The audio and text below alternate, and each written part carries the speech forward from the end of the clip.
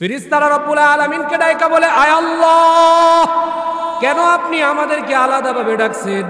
আল্লাহ তাআলা বলে, এই এলাকার, এই মহল্লার এত নাম্বার ওয়ার্ডের মধ্যে, এই জায়গার মধ্যে আমার গুণগান বর্ণনা করা হবে, আমার হাবিবুল্লাহর সম্মান আর ইজ্জতের কথা বলা হবে। ওই জায়গাটার মধ্যে তোমাদেরকে আমি নির্ধারণ করব, তোমরা ওই জায়গার মধ্যে গিয়ে হাজির হয়ে যাও। বলে, ততক্ষণ পর্যন্ত হাজির হয়ে থাকবা, যতক্ষণ পর্যন্ত দোয়া শেষ না হয় ততক্ষণ পর্যন্ত পাহারাদারি করবা। ফেরেশতারা আবার ডাক দেয়া বলে, আয় রব্বুল আলামিন, আমাদের আর কি কাজ আছে? আল্লাহ এবার ডাইকা বলে, যাও, ওই জায়গার মধ্যে কিছু লোক ডানে থাকবা, কিছু ফেরেশতা বামে থাকবা, কিছু ফেরেশতা সামনে থাকবা, আবার দরওয়াজার মধ্যে কিছু ফেরেশতা তোমরা দাঁড়ায়া থাকবা। যেই মানুষগুলো ওই মজলিসের মধ্যে বসার জন্য যায় তাদের নামগুলো লেখবা, বাবার নামগুলো লেখবা। মুনাজাত শেষ হওয়ার পর যদি শরীক হইতে পারে, আমি আল্লাহ ঘোষণা দিয়া দিলাম, জীবনের সব গুনাহগুলো মাফ করে দিব। করেন সুবহানাল্লাহ। রসুলে পাক এবার ডাইকা বলে, উম্মত, জীবনে তুমি 60 বছর হায়াত পাবা কিনা তুমি জানো না। আবার যদি তুমি 60 বছর হায়াত পাও, ধারাবাহিকভাবে তুমি ইবাদত করতে পারবা কিনা সেটাও তোমার গ্যারান্টি নাই। ঠিক কিনা বলেন? কথা বলেন, ঠিক কিনা? এই জায়গার মধ্যে এমনও মানুষ আছে যারা 60 বছর পর্যন্ত হায়াত আছে, এই 60 বছরে কত ওয়াক্ত নামাজ মিস হয়েছে তার কোনো হিসাব নাই। ঠিক নেই? কথা কয় না, ঠিক নেই? আরে ভাই, বড় হুজুর রহমতুল্লাহি আলাইহি এই জমিনের মধ্যে বিচরণ করছে। বড় হুজুর তোমাদেরকে কি দিয়া গেছে? বাদুগরের মানুষ, বড় হুজুরের মর্যাদা কতটুকুন তোমরা জানো না। বাংলাদেশের বিভিন্ন আনাচে কানাচে যখন যাই, মানুষ যখন দেখে ব্রাহ্মণবাড়িয়া লেখাটা পোস্টারের মধ্যে, তখন মুরব্বীরা দূর থেকে দৌড়ে আসে, হাতের মধ্যে দইরা বুকের সাথে লাগায়া দেয়, কপালের মধ্যে চুমু খায়, আর শরীরের মধ্যে শরীর লাগায়া দেয়, আর ডাক দিয়া বলে, ব্রাহ্মণবাড়িয়ার জমিনের লোক তোমরা। সিরাজুল ইসলাম নামক একজন ব্যক্তি ওই জমিনের মধ্যে ছিল। ব্রাহ্মণবাড়িয়ার মধ্যে আল্লামা ফখরে বাঙ্গাল তাজুল ইসলাম রহমতুল্লাহ ছিল। ব্রাহ্মণবাড়িয়ার মধ্যে মুফতি নুরুল্লাহ ছিল। ফজলুল হক আমিনীর এলাকার লোক তোমরা। তোমাদেরকে দেখলে আমরা গর্ববোধ করি। আসো, তোমাদের সাথে মুলাকাত করতে চাই, তোমাদের সাথে মুহাব্বত করতে চাই। সকলেই পড়েন আলহামদুলিল্লাহ। আল্লাহর হাবিব সাল্লাল্লাহু আলাইহি ওয়াসাল্লাম এবার ডাকে যে, আল্লাহর পক্ষ থেকে তোমাদেরকে বলা হয়েছে, যদি মোনাজাত শেষ করে তোমরা যাও, তোমাদের জীবনের গুনাহ মাফ হয়ে যায়। আমি মুহাম্মাদুর রাসূলুল্লাহ এবার তোমাদেরকে ডেকে ডেকে বলবো, এই মজলিসের মধ্যে যদি তোমরা শরীক হয়ে যাও, এই মজলিসের মধ্যে যদি তোমরা হাজির হও, এবার আল্লাহ আমাকে জানায়া দিছে, ও হাবিবুল্লাহ, আপনি আপনার উম্মতদেরকে জানায়া দেন, শেষ পর্যন্ত যদি আপনার উম্মতরা বসে থাকে, বিদায় বেলা আমি আল্লাহ তাআলা এই মাজলিসের লোকগুলোকে 60 বছর নফল ইবাদতের সওয়াব বান্দার আমল নামার মধ্যে দান করে দেই। পুরি সুবহানাল্লাহ। কয় বছর বলেন? কথা বলেন, কয় বছর? 60 বছর নফল ইবাদতের সওয়াব। বলে 60 বছর নফল ইবাদতের সওয়াব রব্বে পাক বান্দার আমল নামার মধ্যে দান করে। কারণ রব্বে পাক যখন মানুষ সৃষ্টি করছে, বড় দয়ার মায়া মুহাব্বত কইরা পয়দা করছে। মানুষ বানাইছেন অনেক মায়া মুহাব্বত কইরা, মানুষ জমিনের মধ্যে পাঠাইছে। ঠিক কিনা বলেন? কথা বলেন, ঠিক কিনা? বেঈমান যদি হয় তার প্রতিও দয়া আছে, মুসলমান যদি হয় তার প্রতিও দয়া আছে, ইহুদি যদি হয় তার প্রতিও দয়া আছে, খ্রিস্টান যদি হয় তার প্রতিও দয়া আছে। বলে কতক্ষণ পর্যন্ত দয়া আছে? বলে যতক্ষণ পর্যন্ত জমিনের মধ্যে তার হায়াত আছে। বলে হায়াত যতক্ষণ পর্যন্ত তার জমিনের মধ্যে আছে ততক্ষণ পর্যন্ত মূল্যায়ন আছে। হায়াত যখন শেষ হয়ে যাবে, মালাকুল মউত যখন জান কবজ করে ফেলবে, ভাদুগরের কবরস্থানের মধ্যে যখন আপনাকে শোয়া দেওয়া হবে, আল্লাহর কসম করে বলছি, আল্লাহর কাছে আর চুল পরিমাণও বান্দার বান্দির কোনো মূল্য নাই। জোরে বলেন নাউজুবিল্লাহ। বলে ততক্ষণ পর্যন্ত মূল্য আছে যতক্ষণ পর্যন্ত হায়াত আছে। বলে হায়াত শেষ, গণার কোনো সুযোগ নাই। হায়াত শেষ, হিসাব করার কোনো সুযোগ নাই। হায়াত শেষ, ডাকবার কোনো সুযোগ নাই, দেখার কোনো সুযোগ নাই। কোরআনে হাকিমের মধ্যে আল্লাহ তাআলা বলে, মা লিহাদাল কিতাব লা ইউগাদির সগীরা ওয়ালা কাবীরাতান ইল্লা আহসাহা। বলে হায়াত শেষ হয়ে যাওয়ার পরে কবরের মধ্যে যখন শুয়ে দেওয়া হবে, মানুষগুলো 40 কদম দূর হয়ে যায়। কয় কদম বলেন? কথা বলেন, কয় কদম? জুড়ে বলেন, কয় কদম? বলে আপনার বাবারে আপনি কবরের মধ্যে শুয়ে দিছেন, আপনার মারে আপনি নিজ হাতে কবরের মধ্যে শুয়ে দিছেন, আপনার আপন বাইরে আপনি কবরের মধ্যে শুয়ে দিছেন। দিছেন কিনা এই জায়গার মধ্যে? কথা বলেন, দিছেন নি? বহু মানুষের, বহু লোক যারা উপস্থিত আছেন, কতজন রে শুয়াইছেন তার কোনো হিসাব নাই। ঠিক নেই? কথা বলেন, ঠিক নেই? আল্লাহ তাআলা ডাইকা বলে শুয়া দিছো কবরের মধ্যে, মাটির ঘরের মধ্যে শুয়া দিছো। বলে ওই জায়গার মধ্যে কোনো ধরনের দামি দামি সামান নাই। বলে 3.5 হাত মাটির একটা ঘর, ওই জায়গার মধ্যে মাটির ঘর বানানো হয়েছে। মাটির ঘরের মধ্যে যখন তোমাকে 3টা কাফনের কাপড় পরাইয়া দিয়া বাইদা মাটির ঘরের মধ্যে যখন তোমাকে শোয়া দেয়া হয়, মুখে যখন মাটি দেওয়া হয়, মাটি চাপা দিয়া যখন বের হয়ে যাওয়া হয়, 40 কদম বের হয়ে যাওয়ার পর 2 জন ফেরেশতা আইসা হাজির হয়ে যায়। 2 জন ফেরেশতা আইসা আপনাকে উঠাইয়া বসায়া দেয়। 2 জন ফেরেশতা হাজির আল্লাহর পক্ষ থেকে 3টা প্রশ্ন লইয়া বান্দার বান্দির সামনে আইসা হাজির হয়ে যায়। 3 প্রশ্নের সওয়াল যখন তাদেরকে করা হয়, সওয়ালের জবাব যদি পরিপূর্ণ দিতে পারো, আল্লাহর পক্ষ থেকে সুষ্ঠু ফাইসালা হয়ে যায়। আর যদি সওয়ালের জবাব না দিতে পারো, আল্লাহর হাবিব বলে আল্লাহর পক্ষ থেকে ভয়ঙ্কর ফাইসালা তার জন্য হাজির হয়ে যায়। ওই সময় আল্লাহ তাআলা ডাইকা বলবে মা লিহাদাল কিতাব, এই একটা কিতাব আপনাদের সামনে নিয়ে দাঁড়ায় গেছি, একটা কিতাব আপনাদের সামনে হাতের মধ্যে নিয়ে গেছি। হয়তো 1-2টা আয়াতে কারিমা আপনাদের সামনে টুকরা টুকরা পড়ব, অল্প অল্প আয়াতে কারিমা পয়রা পয়রা বুঝাবার চেষ্টা করব। বলে এইটা হলো আল্লাহ প্রেরিত, আল্লাহ নাজিলকৃত একটা কিতাব। আল্লাহ তাআলা তার হাবিবুল্লাহর উপর নাজিল করছে। জুরে পড়েন সুবহানাল্লাহ। আল্লাহ তাআলা তার হাবিবুল্লাহর উপর কিতাব নাজিল করছে। এই কিতাব মানব জাতির হিদায়াতের জন্য আল্লাহ তাআলা গোটা পৃথিবীর মধ্যে রেখে দিয়েছেন। বলে কিয়ামত পর্যন্ত আল্লাহ তাআলা কিতাব রাখবেন, কিতাব থাকবে। মানুষ তুমি যদি আল্লাহ পাইতে চাও তাহলে কিতাবের অনুসরণ তুমি করো। মানুষ তুমি যদি রসুলের মুহাব্বত পয়দা করতে চাও, আল্লাহর প্রেরিত কিতাব তুমি তালাশ করো। আল্লাহর প্রেরিত কিতাবের সাথে মুহাব্বতের বন্ধন তৈয়ার করে দাও। আল্লাহর কসম করে বলছি, এই কিতাব তোমার মর্যাদা এমন বাড়ায়া দিবে, জমিনের মধ্যে বইসা আল্লাহ বইলা ডাক দিবা, আর সে আজিম থেকে রব্বুল আলামিন তোমার ডাকের জবাব দিতে প্রস্তুত হয়ে যাই। পড়েন সুবহানাল্লাহ।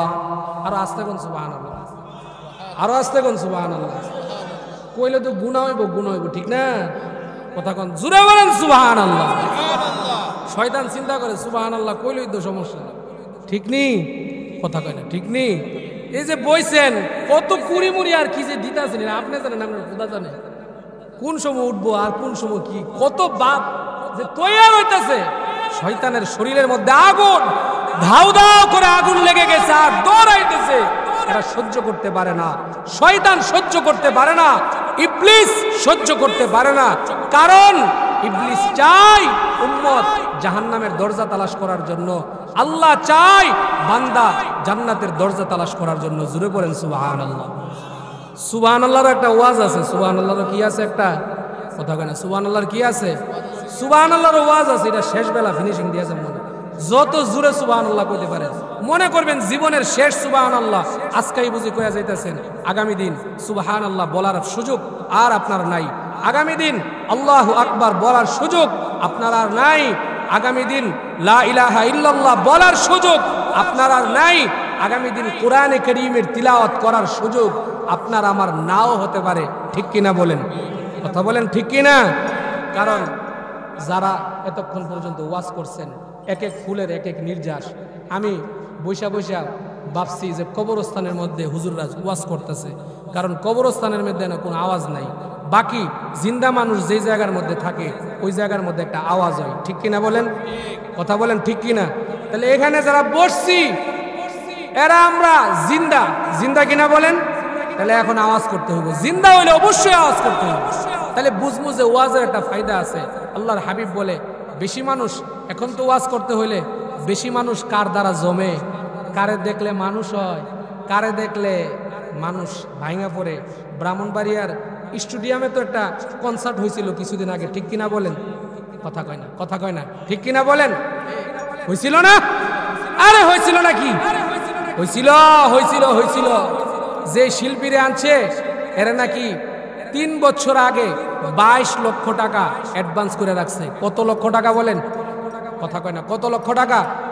22 লক্ষ টাকা। জেমস তাকে 3 বছর আগে 22 লক্ষ টাকা অ্যাডভান্স করে রাখছিল।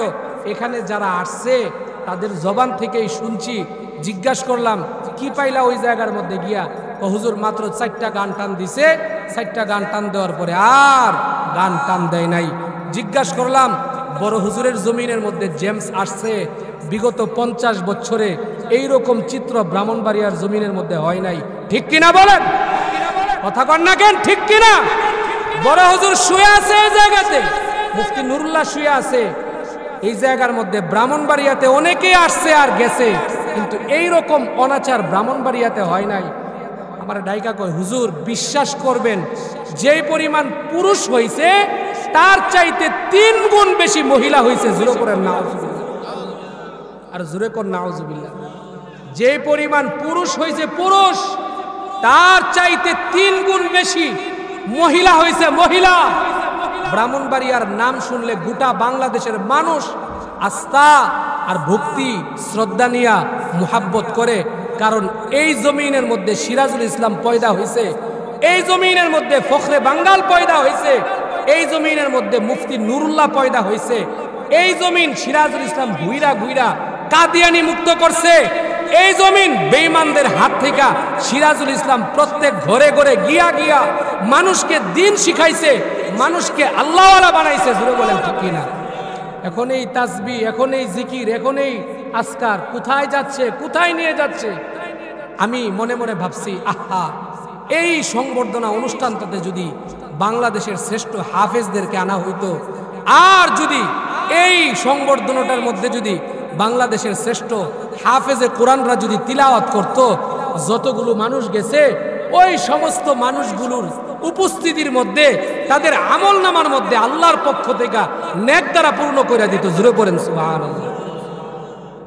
হৃদয়ে রক্তক্ষরণ হইছে, কারণ যেহেতু ব্রাহ্মণবাড়িয়া আমাদের বাসা, ভাষা বলার কোনো সুযোগ নাই।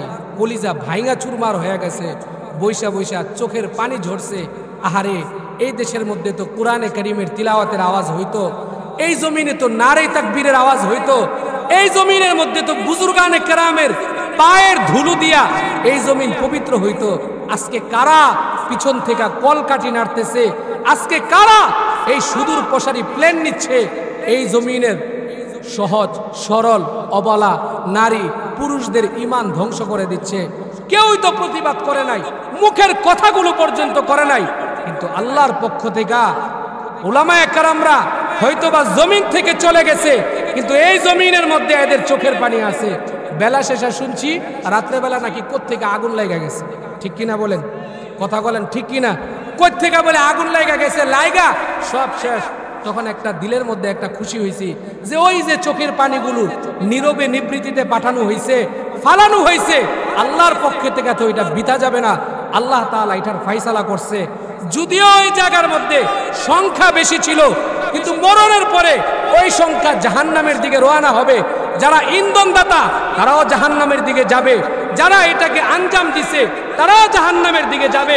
যদিও এখানের মধ্যে সংখ্যা কম, যিনি এই পরিবেশ কায়েম করছে, আল্লাহর কোরআনের কসম করে বলছি, আল্লাহর কোরআন হাতে নিয়ে বলছি, এই সংখ্যা গরিষ্ঠ মানুষগুলো জান্নাতের দিকে রওনা হয়ে যাবে। জোরে পড়েন সুবহানাল্লাহ। রাসূল পাক সাল্লাল্লাহু আলাইহি ওয়াসাল্লাম এবার ডেকে বলে,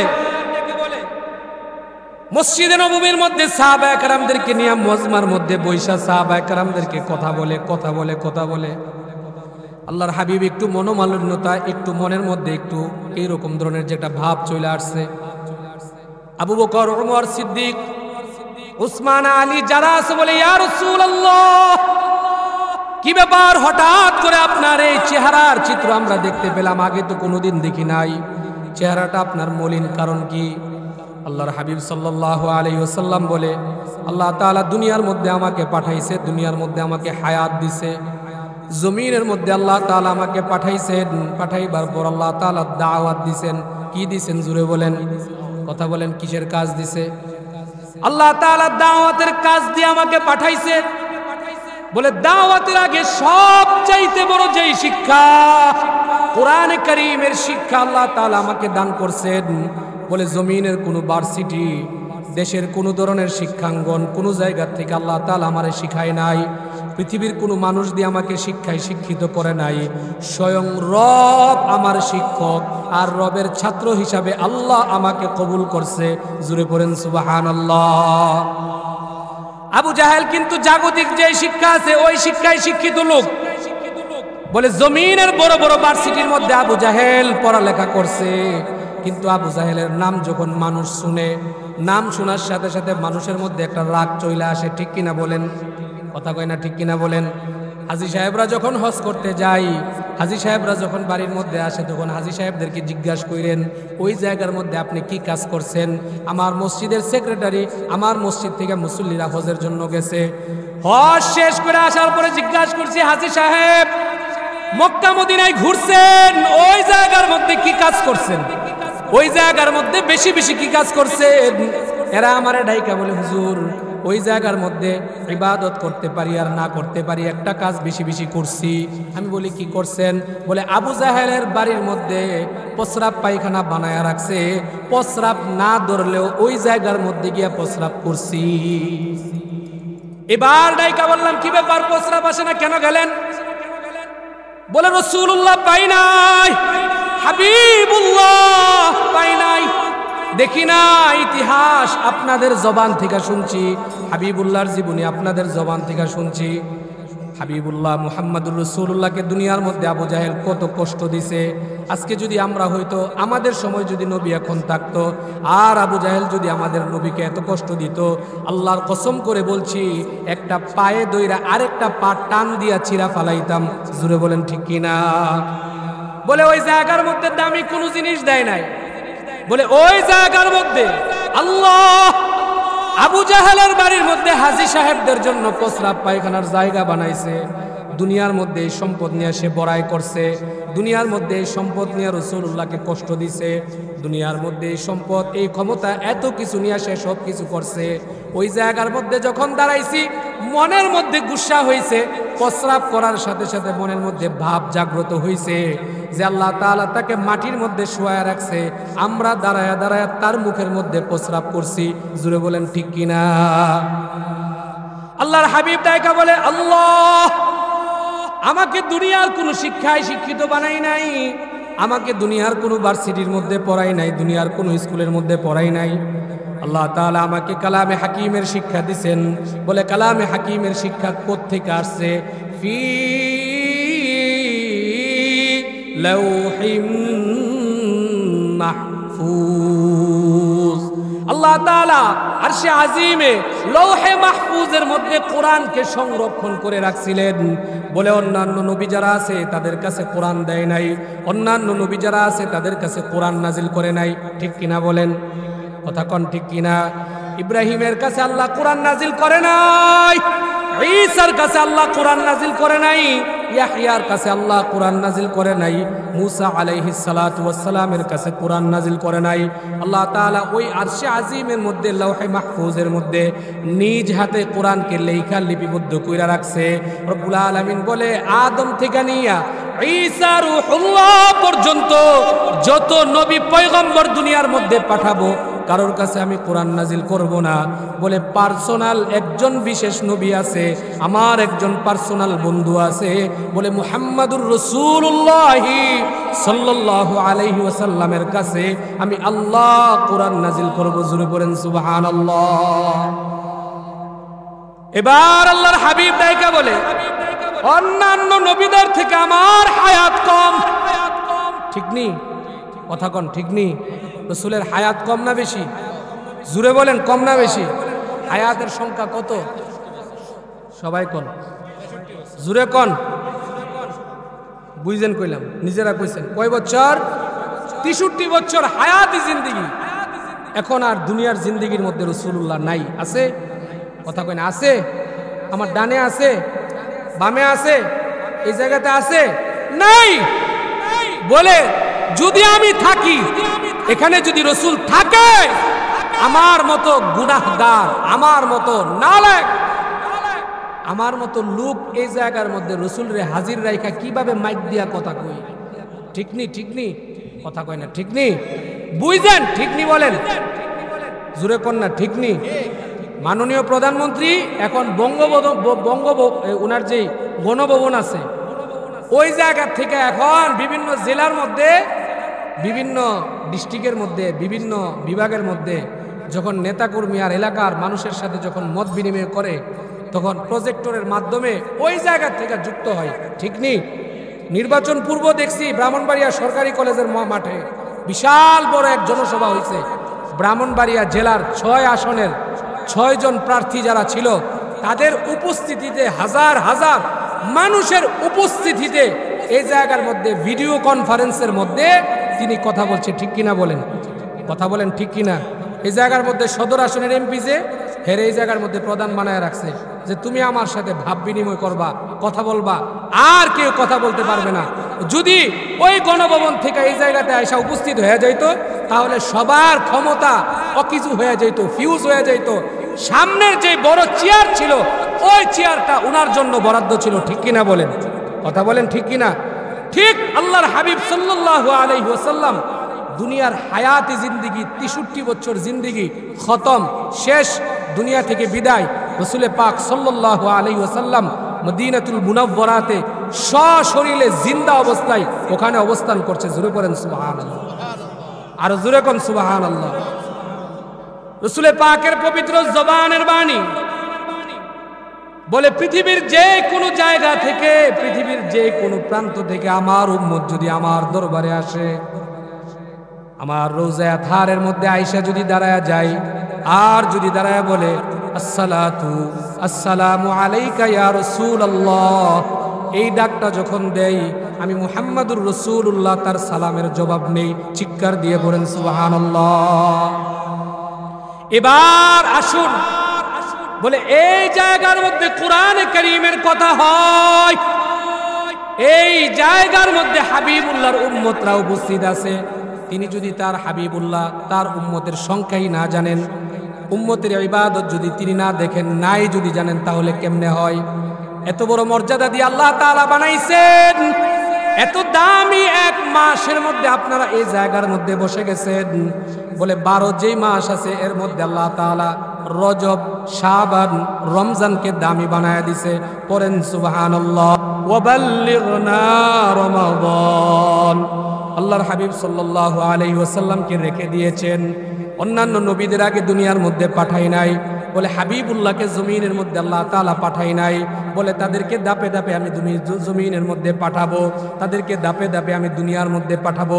মূসাকে পাঠাইছি, ইব্রাহিমকে পাঠাইছি, সুলাইমানকে পাঠাইছি, ইয়াহইয়াকে পাঠাইছি, শীষকে আমি পাঠাইছি। বলে যত নবীরা দুনিয়ার মধ্যে আসার দরকার ছিল সবাইকে আমি দুনিয়ার মধ্যে পাঠাইছি। পাঠাইবার পর আমার মুহাব্বতের যে বন্ধু, আমার বন্ধুকে আমি রাইখা দিছি, আমার বন্ধুকে আমি দুনিয়ার মধ্যে পাঠাই নাই। নবীর নবুয়তের মধ্যে তালা লাগাবো একমাত্র আমার বন্ধুর মাধ্যমে।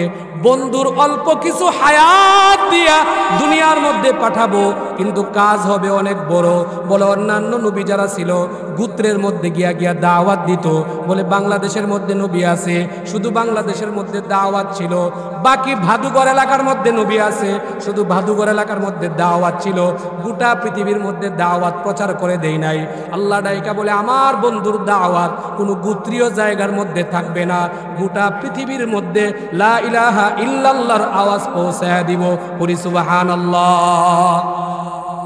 আল্লাহ এবার ডাইকা বলে আর রহমান আল্লামাল কুরআন। আল্লাহ আবার ডাইকা বলে ইকরা বিসমি রাব্বিকাল্লাযী খালাক খালাকাল ইনসানা মিন আলাক। বলে দুনিয়ার মধ্যে আসছো শিক্ষা গ্রহণ করবা, আগে আমার নামের শিক্ষা। কার নামের শিক্ষা বলেন? জোরে বলেন, কার নামের শিক্ষা? আল্লাহ তাআলা ডাইকা বলে আমার নামের শিক্ষা আগে গ্রহণ করবা, দুনিয়ার কোনো মানুষের বানানো শিক্ষা গ্রহণ করবা না। তোমাকে আমার নামের শিক্ষা গ্রহণ করাইয়া পৃথিবীর সব মানুষকে আমি জানায়া দিলাম, মা বাবার গর্ভ থেকে যখন ভূমিষ্ঠ হইবা, ওই মা বাবা তোমাদের দায়িত্ব হলো তোমাদের সন্তানদেরকে আগে আল্লাহর দেওয়া শিক্ষা গ্রহণ করাও। জুড়ে পড়েন সুবহানাল্লাহ। যদি আল্লাহর দেওয়া শিক্ষা গ্রহণ করান, তাইলে মরণের পরে সন্তানাদি খাটিয়া কান্দ কইরা কবরে লইয়া যাওয়ার গ্যারান্টি আছে। ঠিক নি বলেন? কথা কয় না, ঠিক কিনা বলেন? আরে আমি আমার উস্তাদের জুতা এখনো বহন করার জন্য প্রস্তুত। আমার উস্তাদ যদি আমাকে বলে যে সারা রাত্র আমার মাথার সামনে দাঁড়ায় থাকবি, এই ঠান্ডার মধ্যে দাঁড়ায় থাকবি, আল্লাহর কসম করে বলছি আমাদের মাদ্রাসার ছাত্ররা যতক্ষণ পর্যন্ত উস্তাদ না বলবে ততক্ষণ পর্যন্ত পায়ের সামনে দাঁড়ায় থাকে, প্রস্তুত হয়ে যায়। ঠিক কিনা বলেন? আপনি যারা কলেজে পড়ে, ভার্সিটিতে পড়ে, গিয়া জিগায় দেন, আপনি গিয়ে জিগায় দেন, জান না দেন কি জিগায় দেন। এমনও ভার্সিটি আছে দেখছি যে ছাত্ররা টিচারের কলারের মধ্যে পর্যন্ত ধইরা টাইনা বের করছে ভার্সিটি থেকে।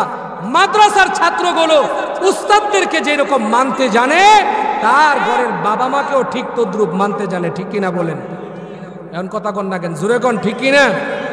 আল্লাহর দেওয়া কোরআন যত খারাপই হোক না কেন, এটা যখন সিনার মধ্যে লাগা যায়, এটা যখন সিনার মধ্যে ফিট হয়ে যায়, বলে এটার যে নূর আছে, এটার যে আসর আছে, এটার যে বরকত আছে, বলে এই বরকতে আল্লাহ তাআলা ওই মানুষটাকেও বরকতবান বানায়া দেয়। জুড়ে পড়েন সুবহানাল্লাহ। কত বড় ভাগ্যবান আপনারা। এই আব্দুর রহমান মাদ্রাসার 4খানা ছেলে, এদেরকে আজকে মাথার মধ্যে পাগড়ি উঠাইয়া দিছে। বলে বড় কোনো হাক ডাক নাই, কিচ্ছু নাই, কোনো কিছু নাই। বলে সাধারণভাবে একটা জায়গা তৈয়ার করছে, বলে এই তৈয়ার কইরা অল্প কিছু মানুষে এই জায়গার মধ্যে উপস্থিত রাইখা কম দামি 2টা 3টা বা 4টা কাপড়, 30 টাকা গজ বা 50 টাকা গজ, এই গজের কাপড় এদের মাথার মধ্যে উঠাইয়া দিছে। মানুষের মধ্যে জাগ্রত হইতে পারে যে স্কুল কলেজ ভার্সিটির মধ্যে তো অনেক বড় বড় কইরা ডাকডুল বাইরাইয়া লক্ষ লক্ষ টাকা খরচ কইরা ওই জায়গার মধ্যে সম্মাননা দেয়। প্রধানমন্ত্রী ওই জায়গার মধ্যে উপস্থিত থাকে, ওই জায়গার মধ্যে রাষ্ট্রপতি উপস্থিত থাকে। ঢাকা ইউনিভার্সিটির কনফারেন্সের মধ্যে রাষ্ট্রপতি যায়, কিন্তু কোনো মাদ্রাসার মধ্যে তো কোনো রাষ্ট্রপতি যায় না, কোনো প্রধানমন্ত্রী যায় না। তারারে এরকম অবস্থায় কেন? মাদ্রাসার মধ্যে যারা পড়ে, মাদ্রাসার মধ্যে যারা পড়ায়, তারা সাধারণ কাপড় মাথার মধ্যে ঝুলায়া দেয়, আর মনে মনে এই ইচ্ছা লালন করে যে কিয়ামতের ময়দানে স্বয়ং আমার হাবিবুল্লাহর হাত থেকে আমাদের মাথায় পাগড়ি গ্রহণ করব। জুড়ে পড়েন সুবহানাল্লাহ। এই আশাটা, এই শখটা আমরা রাইখা দিছি। মরার পরে রাসূল পাক সাল্লাল্লাহু আলাইহি ওয়াসাল্লামের সুপারিশ নিব, এবং রাসূল পাক সাল্লাল্লাহু আলাইহি ওয়াসাল্লাম ওই দিন কোরআন সিনার মধ্যে বসাবার কারণে ওই দিন আল্লাহর হাবিব সাল্লাল্লাহু আলাইহি ওয়াসাল্লামের বরকতপূর্ণ হাত থেকে আমরা পুরস্কার গ্রহণ করব। জুড়ে পড়েন সুবহানাল্লাহ। এবার আপনারা যারা বসছেন, বলে আমরা কিসের জন্য বসছি? যারা বসছে আর যারা পড়ছে তাদের মাথায় পাগড়ি দেওয়া হলো, তারাই তো রাসূল পাক সাল্লাল্লাহু আলাইহি ওয়াসাল্লামের হাত থেকে পুরস্কার গ্রহণ করবে। আল্লাহ তাআলা বলে ইন্না নাহনু নাযালনা যিকরা ওয়া ইন্না লাহু লাহাফিজুন। রব্বুল আলামিন ডাইকা বলে সন্তানকে তুমি মানুষ বানাইলা, সন্তানকে তুমি মাদ্রাসায় পড়াইলা, আলেম বানাইলা, হাফেজ বানাইলা। বলে তোমার সন্তান যদি মরণ পর্যন্ত কোরআনে কারীমের উপরে ইবাদত করে যেতে পারে, কোরআনে কারীমের উপর যদি ইবাদত করে, সিনার মধ্যে যদি কোরআন সংরক্ষণ করে যেতে পারে, আর যদি ইবাদতরত অবস্থায় মৃত্যুবরণ করে, কিয়ামতের ময়দানে সমস্ত মানুষগুলো পেরেশান হয়ে যাবে। ওই দিন সমস্ত মানুষগুলো বলবে হাইহাতা লা আদরি। সমস্ত মানুষগুলো ওই দিন পেরেশান হয়ে যাবে। বলে সমস্ত মানুষগুলো দৌড়াইতে থাকবে। বলে দুনিয়ার মধ্যে যারা কোরআনে কারীম মুখস্থ করছে, আমল করছে, ইবাদত করছে, বলে মরণের সময় কালিমা নসিব হয়েছে, আল্লাহর পক্ষ থেকে কিছু ফেরেশতাদেরকে আল্লাহ তাআলা লক্ষ লক্ষ কোটি কোটি মানুষের মধ্যে ছাইরা দিবে। ছাইরা দিয়া রব্বুল আলামিন বলবে ঘোষণা কর নাম লয়া। বলে আজকে যারা হেফজ করছে বলে এই সন্তানগুলো যদি শেষ পর্যন্ত ইবাদতের মধ্যে লাইগা থাকতে পারে, এই সন্তানগুলো যদি শেষ পর্যন্ত কোরআন সিনার মধ্যে ধরায়া রাখতে পারে, ওই সমস্ত সন্তানগুলোকে আল্লাহ তাআলা দাঁড় করায়া দিবে, তাদের নাম ঘোষণা করতে থাকবে। সমস্ত মানুষগুলো ওই দিন তাকায়া থাকবে।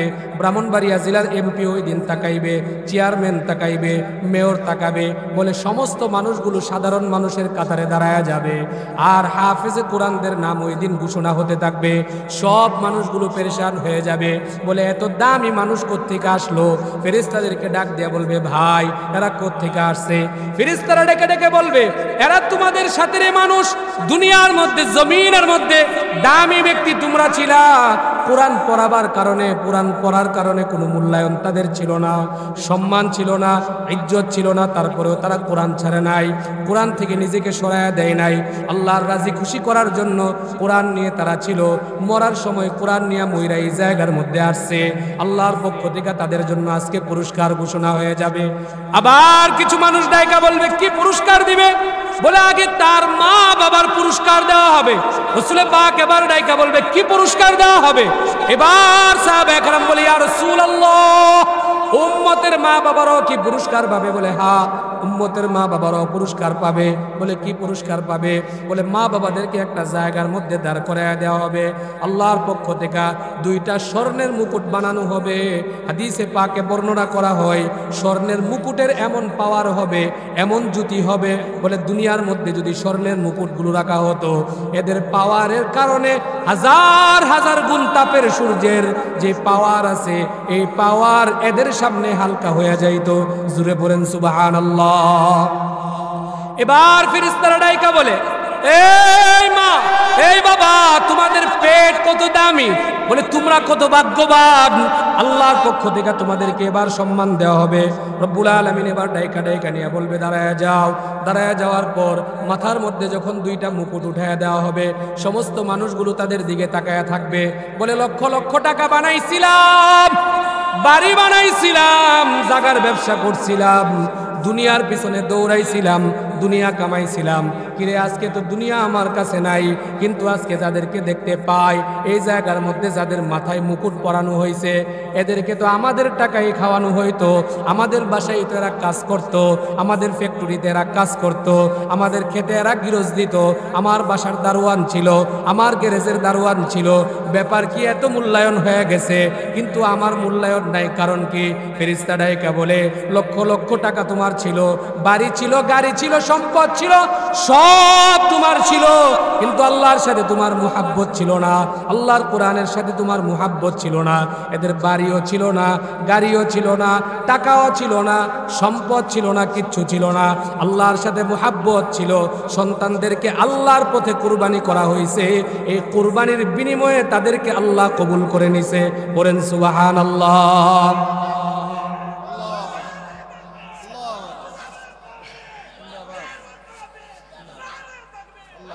মুসলমান ভাইরা আমার, এবার যিনি কষ্ট করলেন, বলে মাদ্রাসার মধ্যে যিনি পড়েন, সহজভাবে তিনি পড়তে পারে না।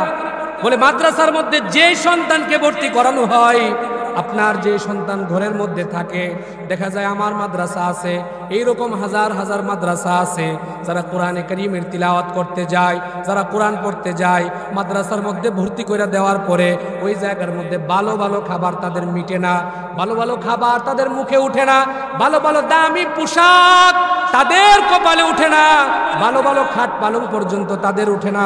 বলে মাদ্রাসার যে সাধারণ ফ্লোর আছে, ওই জায়গার মধ্যে ঘুমায়া যায়। বলে ভালো ভালো কোনো খাট পাই না, কিচ্ছু পাই না। মাদ্রাসার পক্ষ থেকে যে খাবার আছে, জাগিরবাদ থেকে যেই ধরনের খাবার দেওয়া হয়, ওইগুলোই খাবার খায়।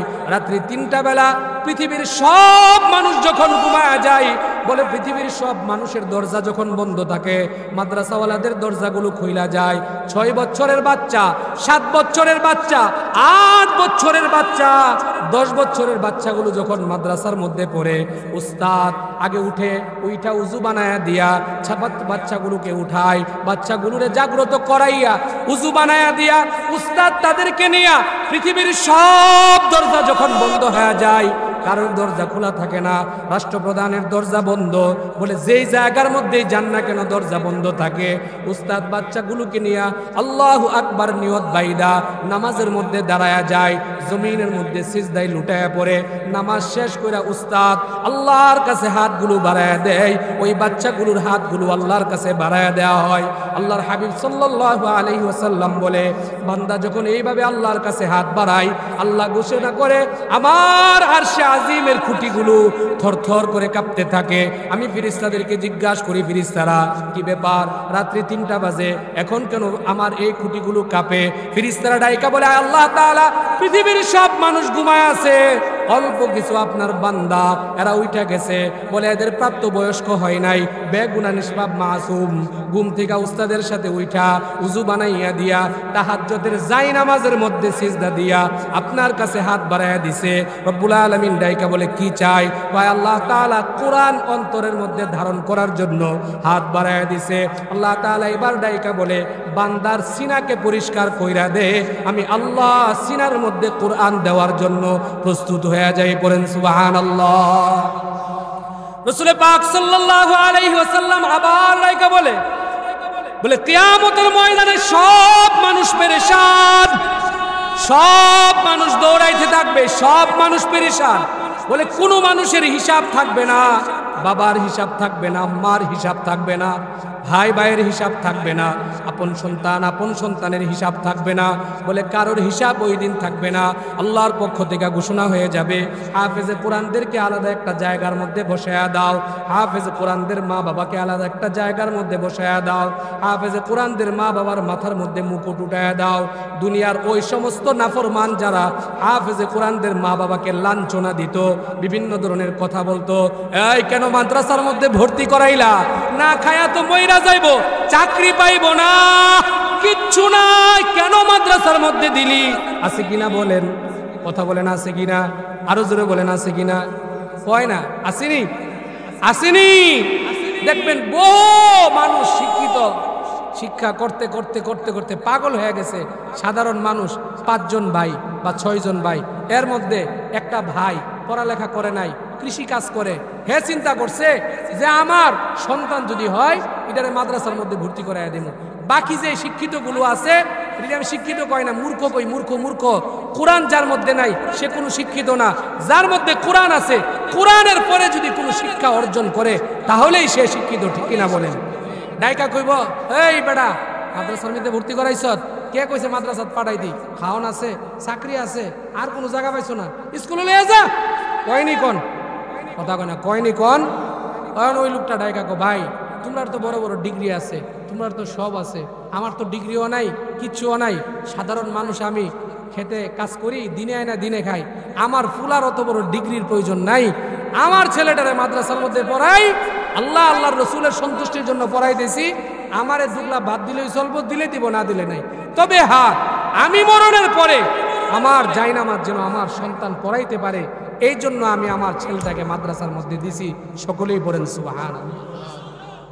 আপনার ছেলে আমেরিকার থেকে, লন্ডন থেকে, বড় বড় ভার্সিটি থেকে ডিগ্রি আনলো, কিন্তু বাপ মইরা গেছে, দেশেও আইলো না, জানাজাও দিল না, জীবনে কোনোদিন গিয়া কবরে দাঁড়ায়া 2টা হাত উঠায়া দোয়াও করলো না। লাভ হইলোটা কি? কন দিই আমারে, কথা কয় না, লাভ হইলো কি? কন, কথা কন না, লাভ হইলো কি? ছোট্ট একটা ঘটনা যদি শোনায় বুঝতে পারবেন। বাংলাদেশ টেলিভিশন রামপুরা, এটার মূল কেন্দ্র চিনেন? রামপুরা ভিটিভি, এটার মূল কেন্দ্র হলো রামপুরা। ওই জায়গাতে একটা মাদ্রাসা আছে, ওই মাদ্রাসার একজন আলেম আছে, আল্লামা ইয়াহিয়া মাহমুদ দামাত বারাকাতুহু নামকার একজন আলেম, অনেক বড় আলেম। হুজুরের মাদ্রাসা ওই টেলিভিশন চ্যানেল, কি ওরে গুতাও দেয় না, কারোরে জ্বালা যন্ত্রণাও করে না। ব্যাপার কি? তোরার মতো আল্লাহর হস্তের লোক এটা।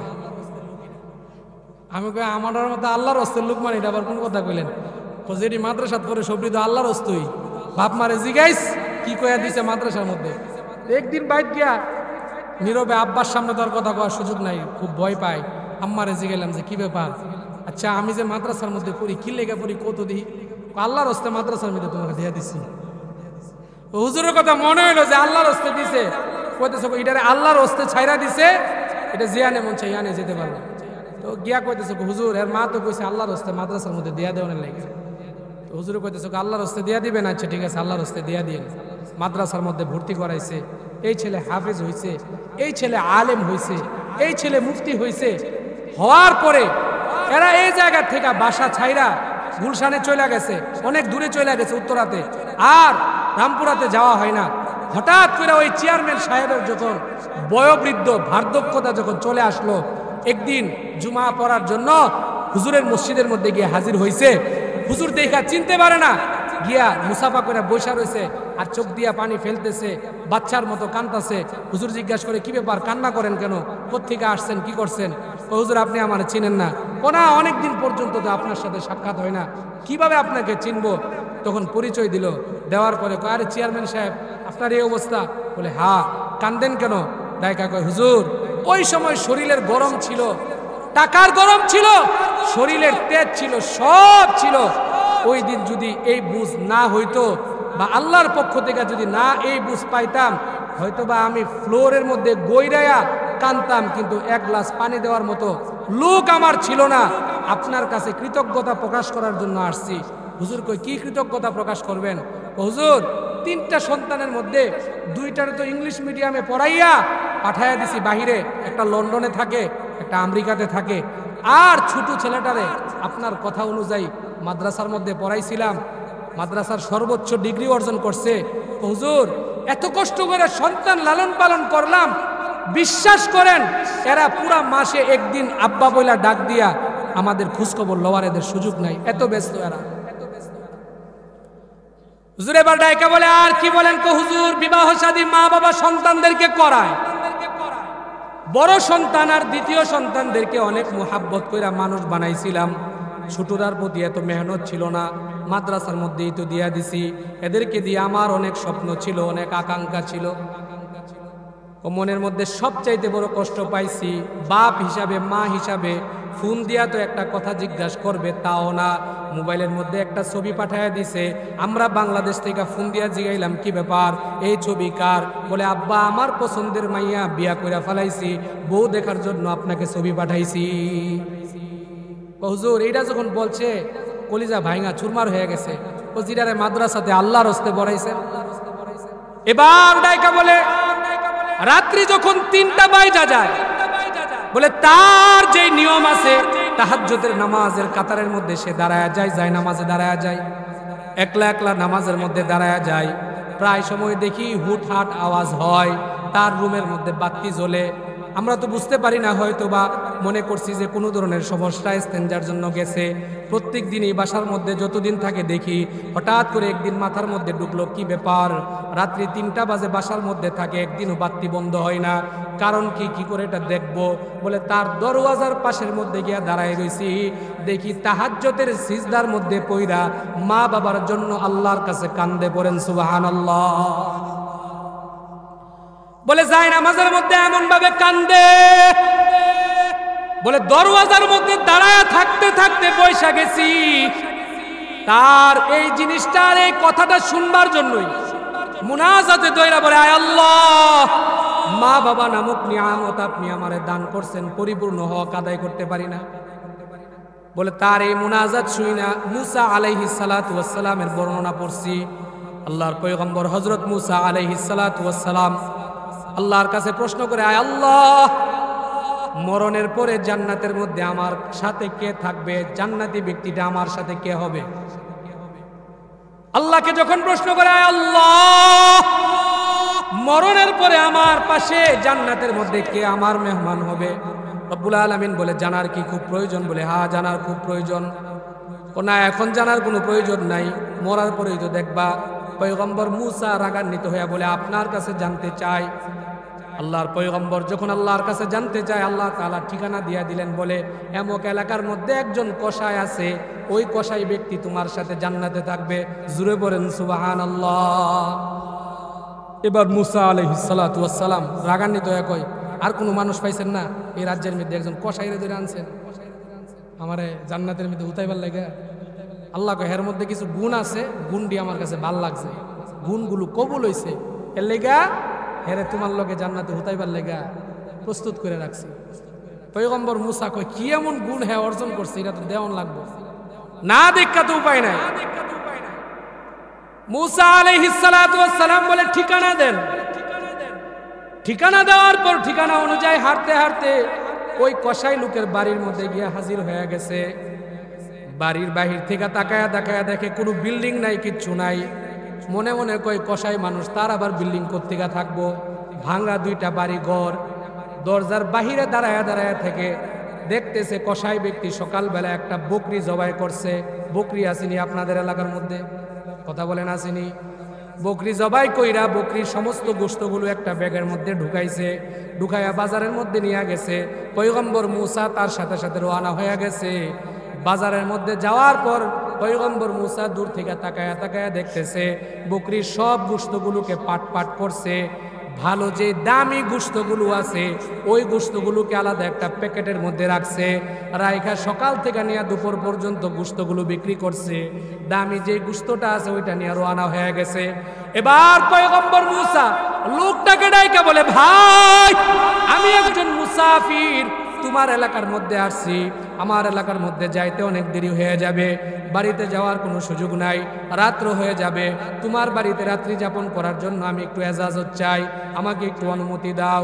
লোকটা ডাক দিয়া বলে, এমন কোনো বাড়িঘর আমার নাই, এমন কোনো জায়গা পরিবেশ কিচ্ছুই নাই, আপনাকে আমি কোন জায়গার মধ্যে নিয়ে রাখবো?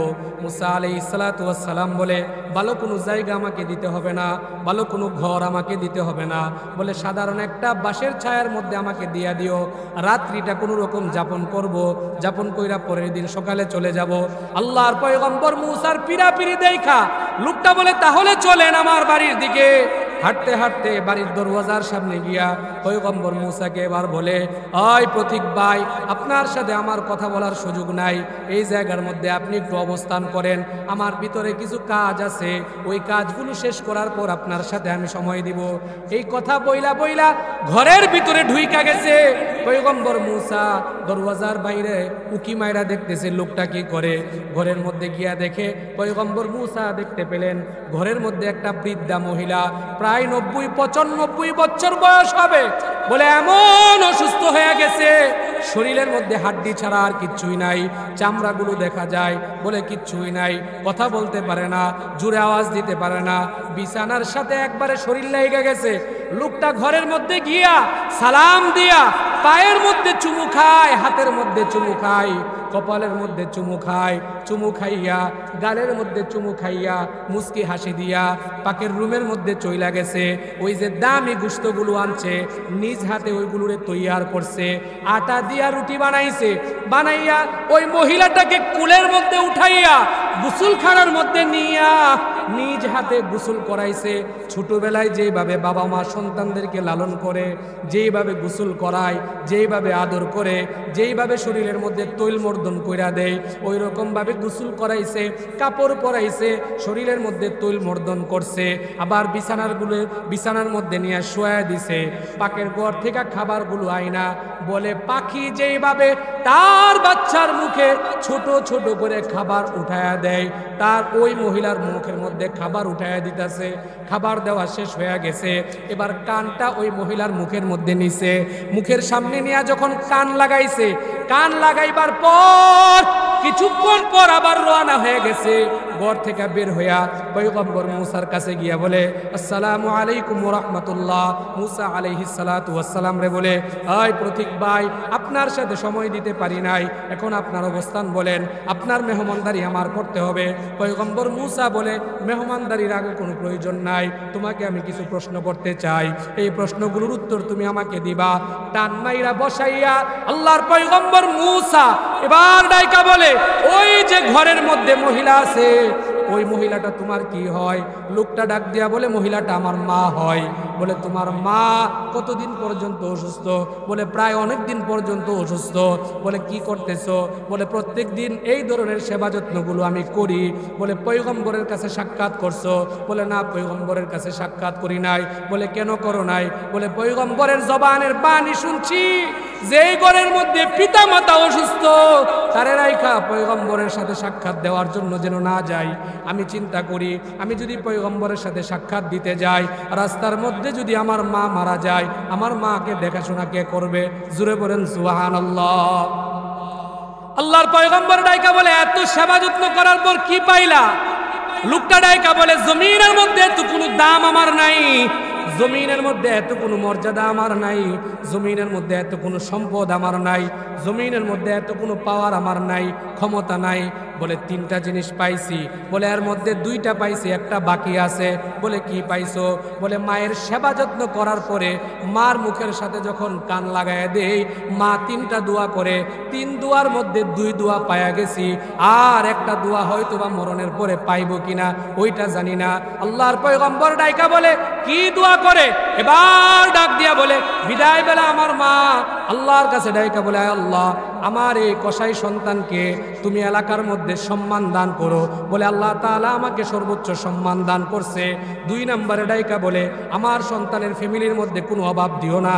বলে আমার পরিবারের মধ্যে কোনো অভাব নাই। তিন নম্বরে দোয়া করে, মরণের পরে পয়গম্বরের সাথে জান্নাতের মধ্যে একসাথে বিছানার ব্যবস্থা করে দিও। জুড়ে বলেন সুবহানাল্লাহ। মরণের পরে কি করে দিও? কথা কয় না, কি করে দিও? পয়গম্বরের সাথে একসাথে বিছানা করে দিও, দোয়া করে। লোকটা এই কথা বইলা মুস্কি হাসি দিছে। হাসি মাইরা দেওয়ার পরে আল্লাহর পয়গম্বর হযরত মুসা আলাইহিস সালাতু ওয়াস সালাম বলে, শেষ। আল্লাহর পয়গম্বর মুসা আলাইহিস সালাতু ওয়াস সালাম এবার ডাইকা বলে, তুমি কি পয়গম্বরের দেখছো? ও না, পয়গম্বরের তো দেখি নাই, পয়গম্বরের কাছে তো যাওয়ারই কোনো সুযোগ নাই। ও দুইটা পাইছি, একটা পাই না।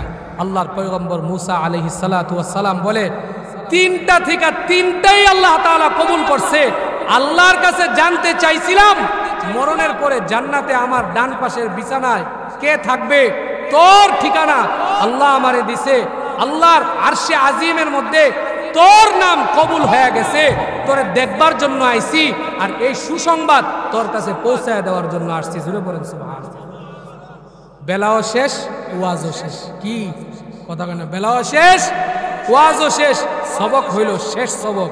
এক নম্বরে সন্তানদেরকে অন্তত পক্ষে নেককার বানাইবার চেষ্টা করা। কি বানাইবার চেষ্টা করা বলেন? কথা বলেন, জুড়ে বলেন। কি বানাইবার চেষ্টা করা? নেককার বানাইবার চেষ্টা করা। ছেলেদেরকে মানুষ বানাইতে পারেন নাই, মাদ্রাসায় পড়াইতে পারেন নাই, ছেলের ঘরের নাতি আছে, ধৈরে একটা মাদ্রাসার মধ্যে ঢুকাইয়া দেন। এটাও নাই, মেয়ের ঘরের নাতি আছে, ঢুকাইয়া দেন ধৈরে একটা, যে সব তো ওই লাইনে গেছেই, একটা মাদ্রাসার লাইনে পড়ুক, দেখি কি করতে পারে, কিচ্ছু করার দরকার নাই। বলে ওই জায়গার মধ্যে ঢুকাইয়া দেন। সনদ নাই, সার্টিফিকেট নাই, কিচ্ছু নাই। আল্লাহর কসম করে বলছি, বাপ আল্লামা দেলোয়ার হোসেন সাইদি সারগাছ মাঠে আসছিল, আসার পরে আমার বাপ নাকি বিবাহ কইরা তাকরা যুবক মায়ের গর্বে আল্লাহ তাআলা দিছিল। ওই জায়গার মধ্যে যাওয়ার পরে ওয়াজ মাহফিল শেষে বিদায়বেলা দুয়ার আগে সাইদি সাহেব বলছে যে, যারা নতুন বিবাহ করছো, সন্তান দুনিয়াতে আগমন করব, তোমরা একটু হাত উঠাও। যদি ছেলে সন্তান হয় তাহলে হাফেজ বানাইবা, আলেম বানাইবা। বাপ ওই সময় ওয়াদা কইরা বাইতে কয়, আম্মারে কইতাছে, যদি ফুলা হয় তাহলে হাফেজ বানামু, আলেম বানামু। মা কয়, সন্তান জন্ম দিব আমি। আপনি ওই জায়গার মধ্যে গিয়ে ওয়াদা করে আয় পড়ছেন, জিগাইবারও কোনো কিছু কইছেন না। কইছি ওই বই দে। আল্লাহর কৃতজ্ঞতা, দয়া শেষ করার কোনো সুযোগ নাই, কিচ্ছু নাই। আলহামদুলিল্লাহ, সুম্মা আলহামদুলিল্লাহ ওয়া শুকরুলিল্লাহ। আল্লাহ দুনিয়ার মধ্যে পারিবারিক, সামাজিক, অর্থনৈতিক যে আরাম, আয়েশ, ইজ্জত দান করছে, খোদার কসম করে বলছি, আপনাদেরকে বুঝাইবার সুযোগ আমাদের নাই, বুঝাইবার সুযোগ আমাদের নাই, বুঝাইবার সুযোগ আমাদের নাই। ওই দিন আব্বা একটা কথাই বলছিল যে, ছেলেরে হাফেজ বানায় যদি বিদেশ পাঠিয়ে দিতাম, লক্ষ লক্ষ টাকার বাপ হইতে পারতাম, মালিক হইতে পারতাম। কিন্তু আমার পোলার এলেমও থাকতো না, কিচ্ছু থাকতো না। আম্মা জিগায়, তাহলে কি লেগে রে দেশে রাখছেন? আমি মইরা যাই লেগা আমার জানাজাটা দিয়ে যেন কবরের মধ্যে শোয়াই দিতে পারে, এর লেগা মাদ্রাসার মধ্যে পড়ছে আর এই জায়গার মধ্যে রাখছি। আপনারাও তো চান আপনাদের বংশধরদের থেকে একজন আপনারা মারা যাওয়ার পরে জানাজা দিয়ে কবরে শোয়াক, চান কিনা বলেন? কথা বলেন, চান কিনা বলেন? সবাই তো চান, সবাই চান, জুড়ে বলেন, সবাই চান। মরণ হবে, বিশ্বাস তো হয় নাকি বলেন? কথা বলেন, বিশ্বাস তো হবে নাকি? ভাদুঘর আপনারা থাকেন, সিরাজুল ইসলাম বড় হুজুর রহমতুল্লাহ আলাইহি, বড় হুজুর মুফাসসির সাহেব হুজুর, যার নামে গোটা বাংলাদেশ এক নাম মুফাসসির সাহেব হুজুর। আপনাদের কপাল, হাসরের ময়দানে যদি দাঁড়ায়া যান, মুফাসসির সাহেব যদি বলে ওই দিন যে এরা তো আমার এলাকার লোক, আমার মহল্লার লোক, আর কোনো চিন্তা আছে আপনারা? কথা কেন চিন্তা আছে? আর এই চিন্তা নাই দেখেই তো আকাম টুকাম এমন ভাবে করা শুরু করে দেয় যে মুফাসসির সাহেব তো ওই দিন পার করবো। মুফাসসির সাহেব হুজুর যে আদর্শ আর যে চরিত্র দিয়া গেছে, মুফাসসির সাহেব হুজুর এই ভাদুগরকে নয় গোটা ব্রাহ্মণবাড়িয়াকে আবাদ বানায়া দিয়া গেছে, জামিয়া ইউনুসিয়ার মতো স্তম্ভদার করায়া দিয়া গেছে। এখান থেকে লক্ষ লক্ষ মুফাসসির সাহেব হুজুরের সন্তান বের হচ্ছে। মুজাম্মেল হক সাহেব দামাত বারাকাতুহু আমার উস্তাদ, হুজুরের জীবনে কত হাজার হাফেজ বাইর হয়েছে। কিয়ামতের ময়দানে হুজুর যদি কয় যে এটিরে হাফেজ বানাইছি এটি আমার সন্তান, তুলেই তো সারবো, আর কিছু লাগবো? কথা কয় না, আর কিছু লাগবো? শেষ বেলায় হুজুরের মাদ্রাসা, হুজুর যে সময় হাফেজ, হুজুরের কাছে যখন আমি পড়ি, হুজুরের আজকের এই চিত্র আমি দেখা, হুজুরের ওই সময়ের চিত্রগুলো আমার সামনে ভাইসা ওঠে। ওই সময়ের চিত্রগুলো, হুজুর যে বাড়ি থেকে আমাদের এলাকাতে যাইতো, আমাদের বাড়িতে যাইতো, বসতো, আজকে হুজুর হাটে, হুজুরের এই অবস্থা, বিশ্বাস করবেন ওই সময়ের সময়গুলো আমার ভাইসা ওঠে। আমি দেখি ওই সময়টা কি ছিল আর এই সময়টা কি আছে। একজন কোরআনওয়ালা কখনো সে কোরআন ছাড়া থাকতে পারে না। এই সময় হুজুরের রেস্টের দরকার ছিল, কিন্তু একটা মাদ্রাসা স্থাপন করছে, ওরা ইডারে নিয়ে পইরা রয়েছে। আমরা দোয়া করি আল্লাহ তাআলা যেন হুজুরের মাদ্রাসাকে কবুল করে, সকলে পড়ে না আমিন। আল্লাহ তাআলা যেন হুজুরের পরিবারের সবাইরে কবুল করে, সকলে পড়ে না আমিন। আপনাদের পুরা এলাকায় যেন আল্লাহ তাআলা কবুল করে, সকলে পড়ে না আমিন। সুবহানাকাল্লাহুম্মা ওয়া বিহামদিকা আশহাদু আল্লা ইলাহা ইল্লা আনতা আস্তাগফিরুকা ওয়া আতুবু ইলাইক। আর কি কোনটা কইবো না? দুরূদ শরীফ পড়েন। আল্লাহুম্মা সাল্লি আলা মুহাম্মাদ ওয়া আলা আলি মুহাম্মাদ।